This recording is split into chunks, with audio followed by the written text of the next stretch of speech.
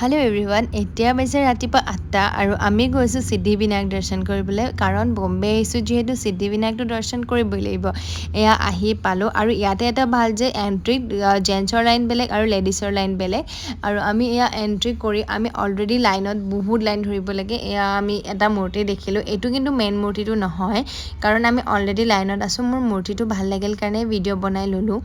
আৰু এয়া আমি দৰ্শন কৰা হৈ গ'ল আৰু দৰ্শন কৰি যে কেনেকুৱা এটা শান্তি লাগে আৰু ইমান ভিৰৰ মাজত মই মেইন মন্দিৰটো যে ভিডিঅ' কৰিব নোৱাৰিলোঁ তাৰ বাবে বেয়া নাপাব আৰু এতিয়া আমি গৈ আছোঁ জুহু বিচৰ ওচৰত কাৰণ ইয়াতে 3জন ল'ৰাই মিলি এখন ৰেষ্টুৰেণ্ট খুলিছে নৰ্থ ইষ্টৰ খানা পায় তাতে আমি বোলো খাই আহোঁ এয়া আহি পালোঁ ৰেষ্টুৰেণ্টখনৰ যে এম্বিয়েন্সটো কেনেকুৱা ধুনীয়া আপোনালোকে কেতিয়াবা বম্বে আহিলে ইয়াতে আহিবলৈ নাপাহৰিব আৰু ইয়াতে আপোনালোকে নৰ্থ ইষ্টৰ সকলো খানা পাব মিজোৰাম মণিপুৰ ত্ৰিপুৰা নাগালেণ্ড আৰু আমাৰ অসমটো আছেই ইমান ধুনীয়া খানা পায় আৰু ইয়াতে মই অৰ্ডাৰ দিছিলোঁ মেংগ' ষ্টিকি ৰাইচ আৰু হাজবেণ্ড আৰু